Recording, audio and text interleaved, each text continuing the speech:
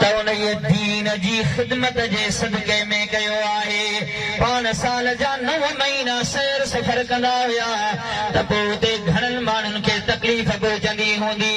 इन जे करे त जितां बि रोज़े खणीअ जो गुज़र थींदो हुयो, जेकॾहिं गैर मुस्लिम माण्हू हूंदा हुया, हज़ारनि जे तादाद में हज़रत रोज़े धणीअ जे हथ ते हथ रखी करे कलमो पढ़ी करे मुस्लमान थी वेंदा हुया।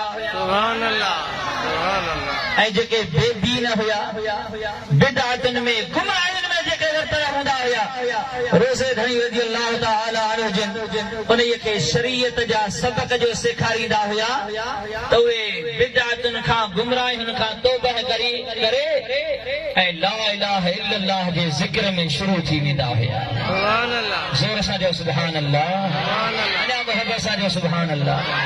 हज़रत रोज़े धणी रज़ी अल्लाह तआला अन्हु जमायत खे सोना सबक सेखारिया।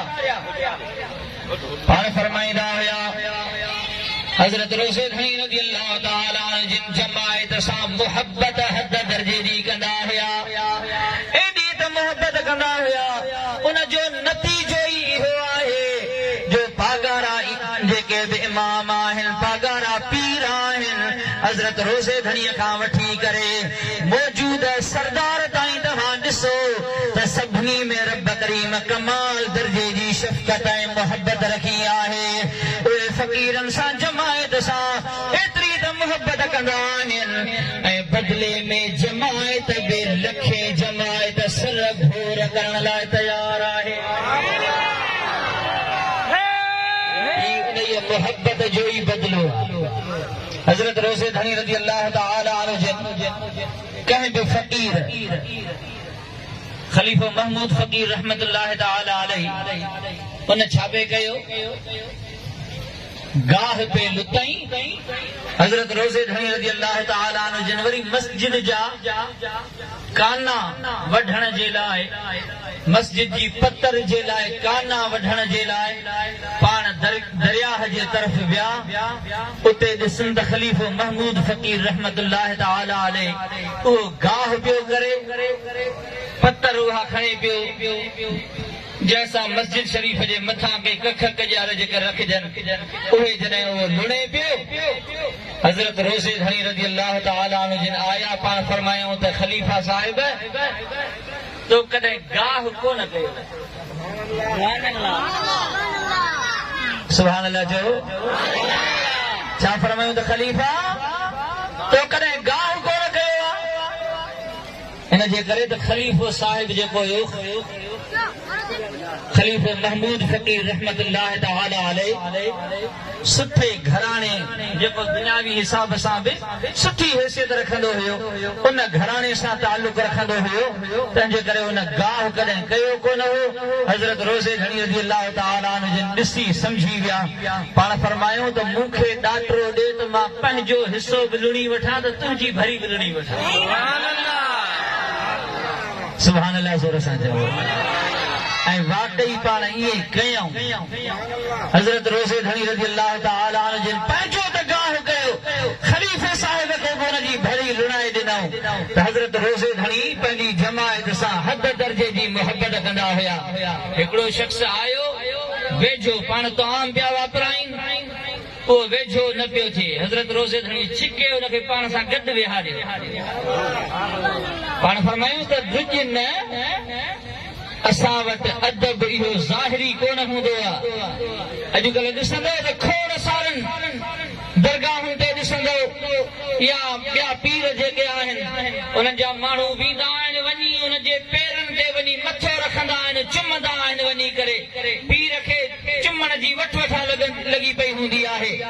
ईअं कोन हूंदो आहे, ॿिया माण्हू ईअं कंदा आहिनि, पर हज़रत रोज़े धणी रज़ी अल्लाह तआला अन्हु खे छिके गॾु विहारे पाण फरमायूं त असां वटि ज़ाहिरी इहो अदब कोन हलंदो आहे, असां वटि अदब रुगो दिलि वारो। सुभान अल्लाह। ऐं हीअ जमायत पंहिंजे मुर्शिद सां जेको दिलि वारो अदब थी करे उहा वरी तव्हांखे ख़बर हूंदी। सुभान अल्लाह, सुभान अल्लाह, ज़ोर सां चओ।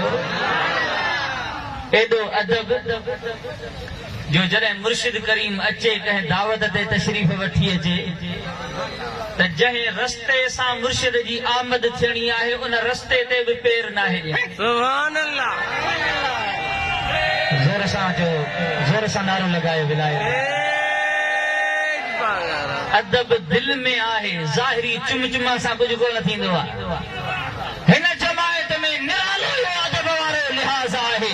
पाण फरमायूं त असांजो अदब दिल में हूंदो आहे, ज़ाहिरी तरह जे अदब जी का ॻाल्हि कान्हे का। हज़रत रोज़े घणी रज़ी अल्लाह ताला अन्हु जा सज्जादह नशीन जेके बि थिया, अल्लाह थो ॼाणे त सभिनी में कमाल शफ़क़त ऐं मोहब्बत रही आहे। हज़रत पीर साईं तजर घणी बादशाह हिकिड़ो भेरो निमाज़ में सिफ़ में अची करे गॾु बीठा, जेको फ़क़ीर हुयो उहो उते सुरंदो पियो त पाण उन फ़क़ीर खे छिके करे गॾु बीहारे पाण फरमायूंसि त वेझो थी बीह, मां चिमटड़ी कोन हणंदुसि। तंहिंजो मतिलबु आहे त इहा मज़ाह मुबारक वारी जेका फितरत हुई, इहे ॻाल्हियूं रुगो पीर साईं छट धणी बादशाह में कोन हुयूं, इहा मथां खां ॻाल्हि हलंदी पई अचे। ज़ोर सां नारो लॻायो विलायत जो। नारे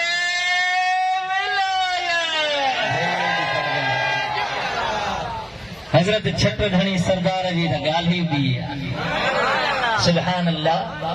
अॻ में जेके बि बुज़ुर्ग आया, गादी नशीन जेके बि आया, सभिनी पंहिंजे पंहिंजे ज़माने मुबारक में हिकिड़ो को एॾो त वॾो कमु कयो जो उन साईं उन खे माना अहम तरह सां उन जी निस्बत सां उनखे यादि कयो वेंदो आहे। पर मुर्शिद छट धणी बादशाह में वरी अल्लाह ताला सभिनी बुज़ुर्गनि जूं ख़ुसूसियतूं रखी छॾियूं। हज़रत पीर साईं छट धणी बादशाह रज़ी अल्लाह ताला जंहिं वक़्त में हज़रत सूर्य सरदार खे शहीद कयो वियो, अंग्रेज साम्राज जंहिं वक़्त में पीर साईं सूर्य बादशाह खे शहीद करे जमायत जे मथां जंहिं वक़्त में उन ज़माने में तकलीफ़ूं आयूं, हज़रत सूर्य सरदार खे शहीद कयो वियो। ऐं जेके साहिबज़ादा हुआ उन्हनि खे जॾहिं जनावत करे उहे अंग्रेज पाण वटि खणी विया, पंहिंजे मुल्क ॾांहुं उन्हनि खे वठी विया। मक़सदु उन्हनि जो इहो ई हुयो त इन्हनि शहज़ादनि खे असां पंहिंजे तरीक़े वारी तालीम ॾींदासूं त जीअं वापसि मोटी अचनि त इन दरगाह तां असांजे ख़िलाफ़ कॾहिं बि आवाज़ न थिए। पर इन्हनि पलीतनि खे ख़बर कोन हुई त हीअ अमानत वारी दरगाह आहे, हीअ हज़रत हुसैन सोणे वारो सिलसिलो अची रहियो आहे। मोहम्मद करीम जो खून इन्हनि जे जिस्म में आहे, सा ॻाल्हि ख़त्म कीअं थींदी? रसूलुल्लाह जो खून मुबारक इन्हनि रगुनि में डोड़े थो। छा केरु जेकॾहिं पंहिंजे कम ज़र्फ़ीअ जो मुज़ाहिरो करे इन्हनि खे रोकण जी कोशिश करे सो रोके सघंदो? कॾहिं बि न। हज़रत पीर साईं छट धणी बादशाह खे उहे वठी विया, तक़रीबन 9 साल पाण उते ॿाहिरि रहिया। घणा साल? 9 साल उन्हनि दुश्मननि जे मुल्क में रहिया जिन सूर्य सरदार खे शहीद करे छॾियो। हज़रत पीर साईं छट धणी बादशाह खे वठी विया होॾई। 9 साल पाण उते रहिया ऐं अंग्रेज़ ते छा पिया कनि जो पंहिंजे मक़सद वारी जेको हुननि चाहियो थे उहा तालीम पिया ॾियनि। ज़ाहिर आहे उहे क़ुर त कोन सेखारींदा, जेके इस्लाम जा दुश्मन हुया। पीर साईं छट धणी बादशाह जन फरमायो त उहे असांखे क़ुर करीम जा सबक न पिया ॾियाराइनि, पोइ असां उते एहतिजाज कयोसीं। सुभान अल्लाह। असां उते एहतिजाज कयोसीं त जेका असांजी जेका मज़हबी तालीम आहे उहा असांखे छो नथी ॾियारी वञे।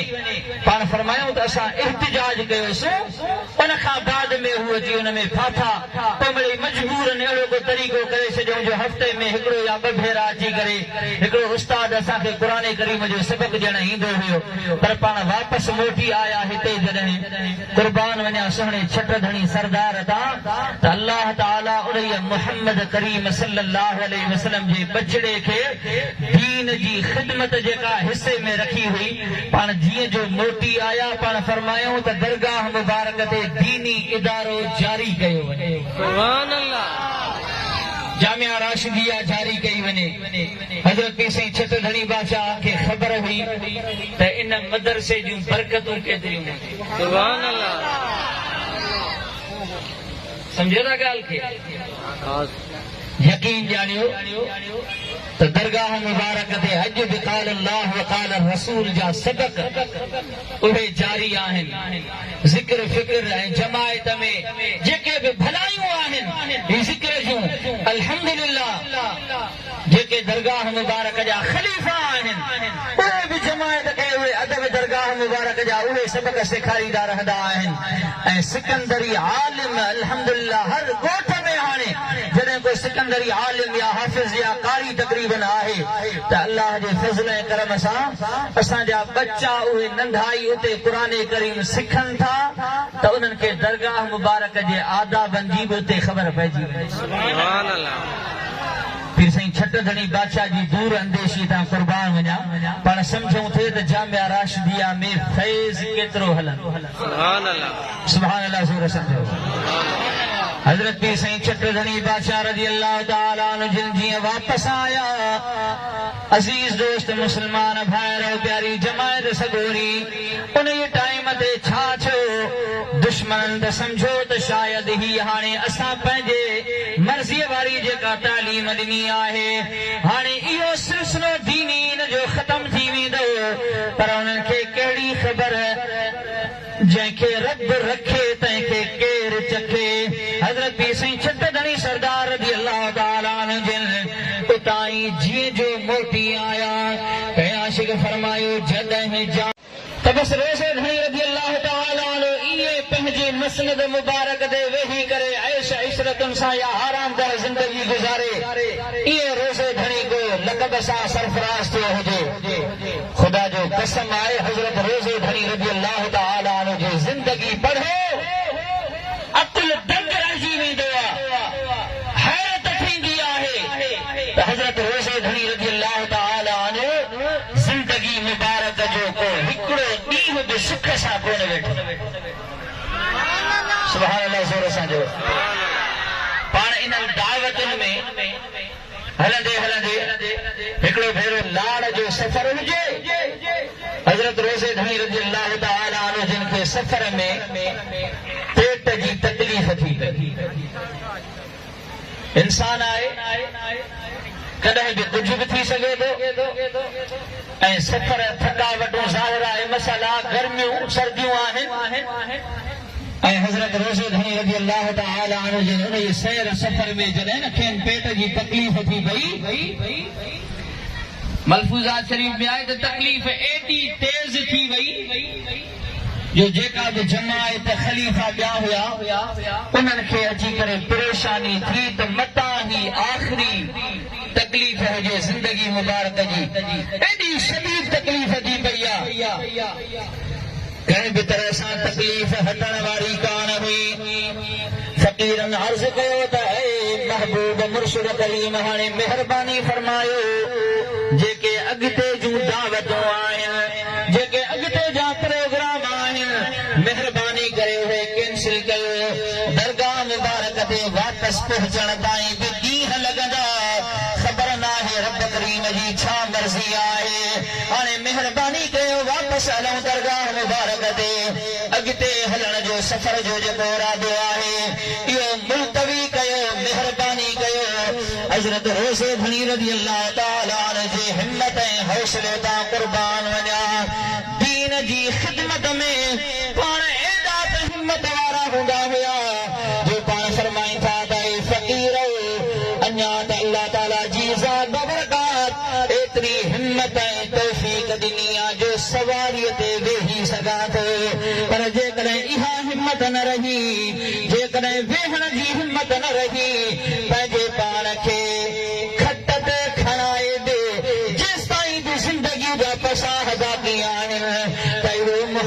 करीम जो दीन जो पैगाम घर घर वनी पहुंचाईंदुसि। सुभान अल्लाह, सुभान अल्लाह, ज़ोर सां जो सुभान अल्लाह। सुभान अल्लाह।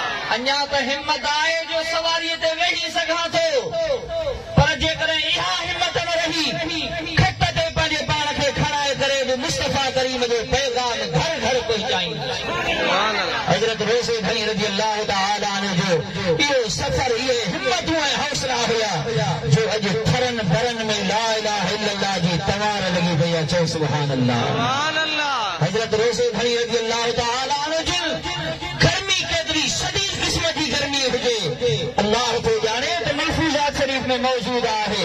पाण हिकिड़ो भेरो लाड़काने जे इलाइक़े ॾे विया ऐं इन इलाइक़े जी गर्मी बि तव्हां ॿुधी हूंदी। सख़्त मंझंदि जो टाइम आहे।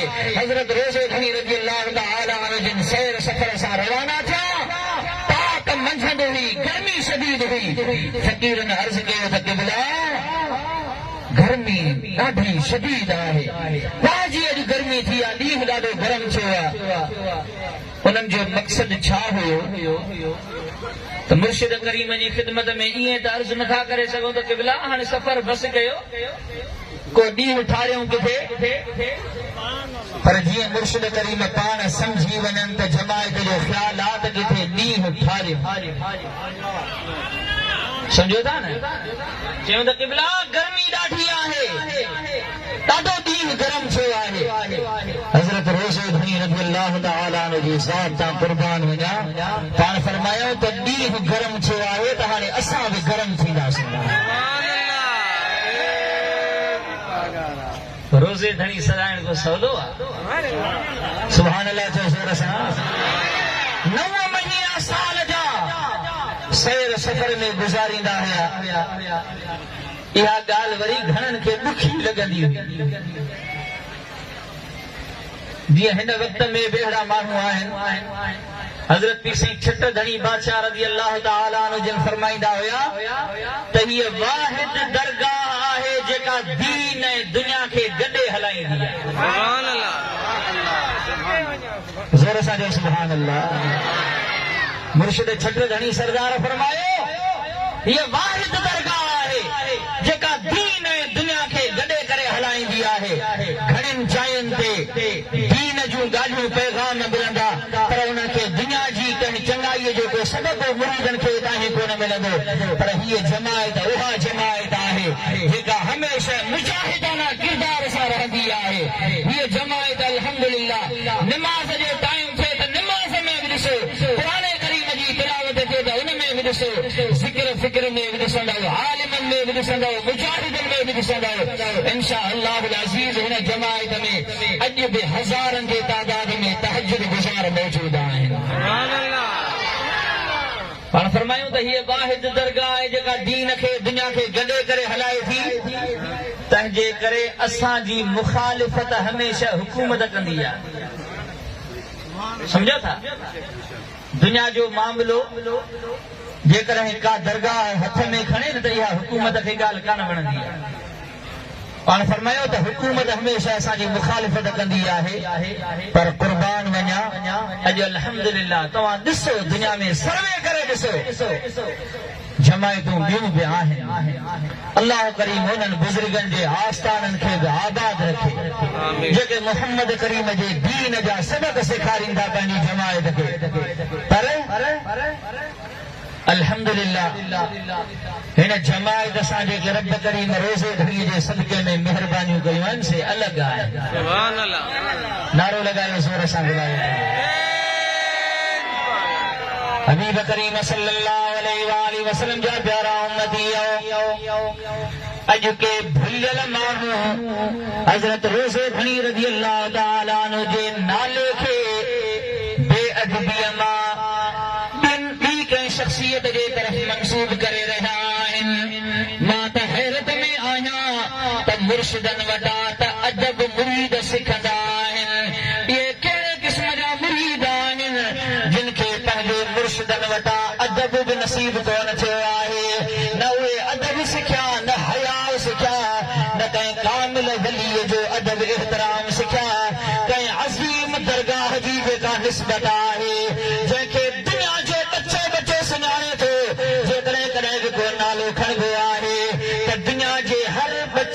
ॿार खे ख़बर आहे त रोज़े धणी सैयद मोहम्मद राशिद आहे सुभान अल्लाह भेट पागारा दुनिया सुञाणे थी पर अॼुकल्ह के माण्हू वरी मां त हिन खे दरगाह मुबारक सां सही सिधी बेअखियाई ऐं दुश्मनी थो सम्झां त ॿियो को लक़ब हुनखे मिलियो ई कोन को हज़रत रोज़े धणीअ जो लक़ब जेको 100 सालनि खां वठी करे हर आम ऐं ख़ास जे ज़ुबान ते पहुतल आहे हाणे जेकॾहिं उन्हनि बेअदबनि बदतमीज़नि जेकॾहिं इहा का ॻाल्हि कई आहे त हाणे छा अॻिते केर बि चवे त मां रोज़े धणीअ ॾे पियो वञा त पोइ मां न वरी माण्हू वरी हुन खां पुछनि त भई कहिड़े रोज़े धणीअ ॾे तौबा अस्तग़फिरुल्लाह चओ हद करे छॾी हज़रत रोज़े धणी रज़ी अल्लाह तआला अन्हु पंहिंजी जमायत खे अदब सेखारींदा हुआ सुभान अल्लाह चओ मलफूज़ात शरीफ़ में मौजूद आहे त हिकिड़े फकीर हज़रत रोज़े धणी जी ख़िदमत में वेठे हज़रत मखदूम मोहम्मद हाशिम ठटवी रहमतुल्लाह तआला अलैह जो नालो मुबारक रुखो वरितो हज़रत रोज़े धणी जिन सख़्त नाराज़ थिया पाण फरमायो किथां या बेअदबी सिखी अथई तंहिं तोखे सेखारियो आहे वलियनि जो अदब करणु तव्हांखे नथो अचे पाण एतिरो नाराज़ थिया उन खे झिड़कियऊं पाण फरमायूं त दीनी कंहिं भाउ जो नालो तव्हां इज़त एहतराम सां नथा वठो पोइ सुभाणे रब करीम जी रहमत में कहिड़ी उमेद था कयो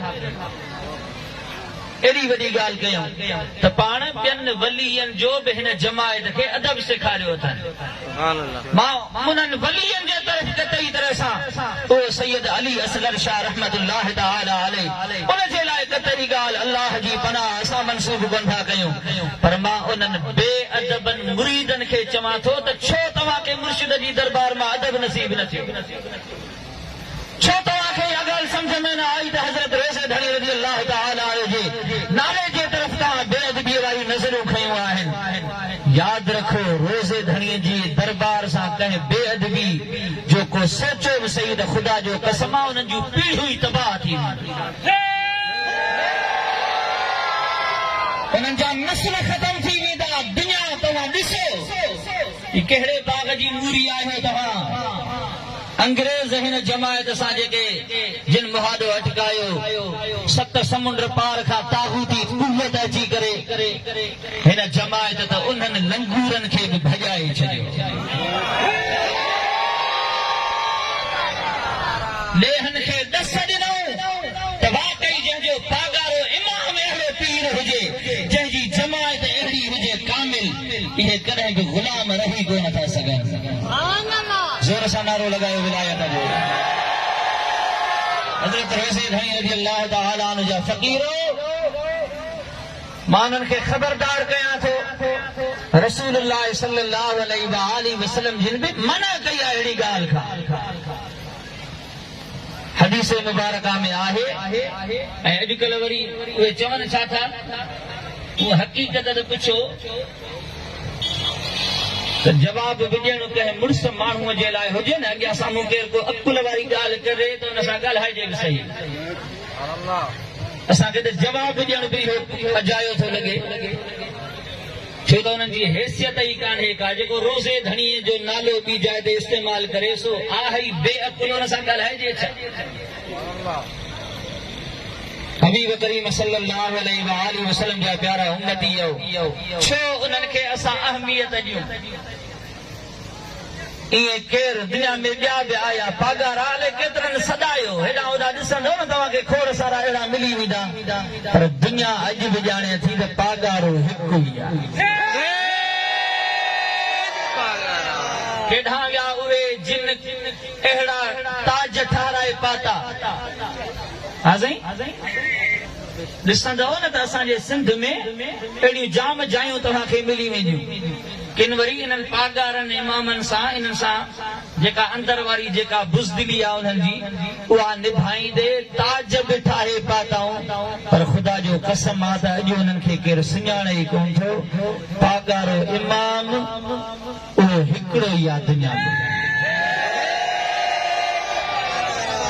ज़ोर सां चओ सुभान अल्लाह सुभान अल्लाह हबीब करीम सल्लल्लाहु अलैहि वसल्लम जा प्यारा उम्मतियो हजरत रोज़े धणी रज़ी अल्लाह तआला अन्हु जे नाले मुबारक सां केर बेअदबी न करे इन जो मुस्तफा करीम बि सबक ॾिनो आहे रसूलुल्लाह सल्लल्लाहु अलैहि वसल्लम जिन हिकिड़ो भेरो बाज़ार खां तशरीफ़ वठी ॿे विया हिकिड़े शख़्स सॾु कयो त या अबुल क़ासिम अय अबुल क़ासिम नबी करीम सल्लल्लाहु अलैहि वसल्लम जिन उन जे तरफ़ तवज्जो फरमायऊं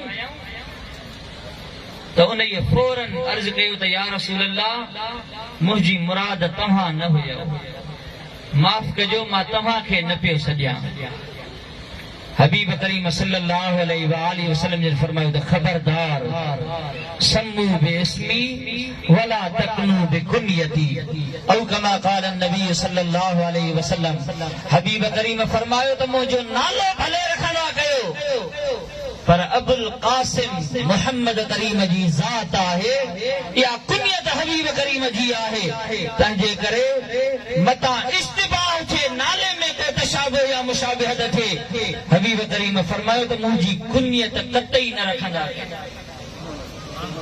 सुभान अल्लाह चओ ज़ोर सां सुभान अल्लाह अञा मोहब्बत सां चओ सुभान अल्लाह सुभान अल्लाह इन जे बारे में फुक़हाए किराम जा मुख़्तलिफ़ मज़हब ज़रूर आहिनि पर यादि रखो उन ई टाइम ते जॾहिं मुस्तफ़ा करीम खे अबुल क़ासिम सल्लल्लाहु अलैहि वसल्लम करे सॼो वेंदो हो कंहिं ॿिए खे इजाज़त ई कान हुई जो अबुल क़ासिम सॾाए हज़रत रोज़े धणी जॾहिं अॼु रोज़े धणी सॼो वञे थो त ॿिए कंहिंखे इजाज़त न आहे जो कंहिं ॿिए खे रोज़े धणी सॾे सलाह शरीफ़ मोहब्बत सां पढ़ायो सल्लल्लाहु अलैहि